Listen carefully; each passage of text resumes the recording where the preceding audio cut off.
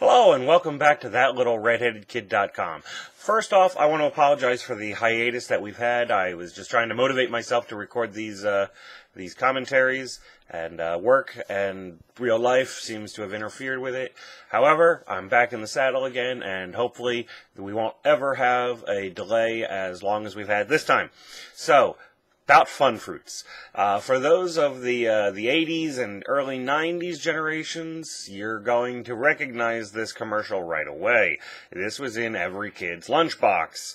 Everyone seems to have loved Fun Fruits. I liked the fruit roll-ups. I liked the Fun Fruits. I was partial to the fruit roll-ups, but that's beside the point. So, about the commercial. This was actually shot on the same soundstage that Fireball Island was set on. That was actually interesting. As I said, I keep coming back to the same soundstages. There's only a few that are on the outskirts of New York City. So, anyway, let's see. The first one that you saw where he slipped on the banana peel, really not a whole lot to talk about this one. Rick, which I think was the guy's name, he was just a cool dude. Brooke, the brunette, is, I remember her and I remember the blonde. I don't remember the blonde's name, but I remember Brooke had really nice legs. So, yeah, she was, 14 at the time, but I was a little younger than that, so I was allowed to look. Let's see. There's really not a whole lot. I remember that as part of the makeup, that there was a small jade pendant that I really liked. They had that as a test, and the director decided that it wasn't something that actually looked good on me, but I really loved it, and I lobbied hard for it to be in the shot. But he didn't like it, so it didn't happen in there. So anyway, as far as the second commercial is concerned, that's the one with all the devices that are in there. Something you're not going to probably have noticed on the first shot, but since I was in it, I did notice it. First off, before I tell you about it, let me tell you a little bit about the trees. There's been some common misconception about the trees that are in the Fun Fruit commercials. People seem to think that they're animatronic like Disney and the Hall of Presidents and stuff like that, that it's just a motor in there, and that they just turn on right when they turn the lights on, and bang, you get a vibrating tree, and you got some guy off stage with a little, car remote control to control the face. That's not true. Inside each of those moving trees, there's a very thin and usually very sweaty stuntman in there who's got his arm, he's compressed all together, and he's got his hand right in front of his face, and he's manipulating the eyes and the mouth. And I remember it was very warm. The sweat would just pour off of this guy. And so because he's in a wrapped foam tube, basically, so that doesn't breathe very well. On top of that, you're also pumping really hot stage lights on the entire stage. So they get dehydrated pretty quickly if they don't keep their volume of their liquid uptake pretty up there.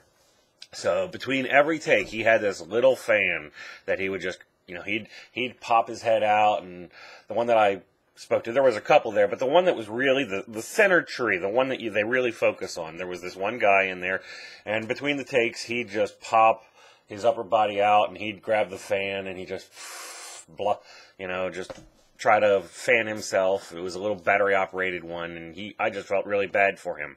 That actually brings me to the point that I was about to make about the temperature of the soundstage.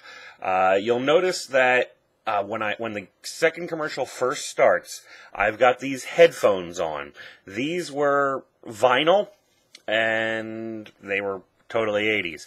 You're going to notice, however, that as I come out, after the guy says, "I found them," with the little radar detector that he's got, I come out from behind the tree.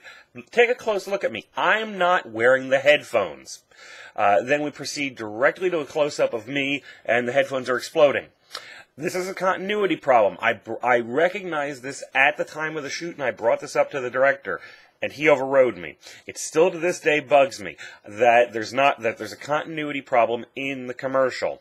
So I come out from behind the tree, no headphones, and then all of a sudden, headphones explode. Boing.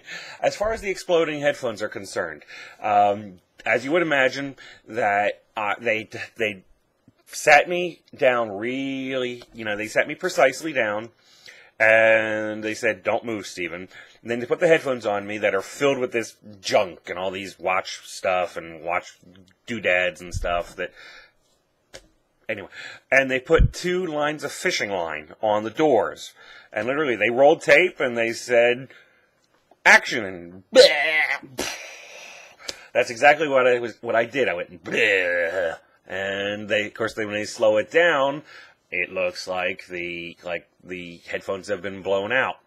So that's about the second one. That's the devices sustaining one that you saw.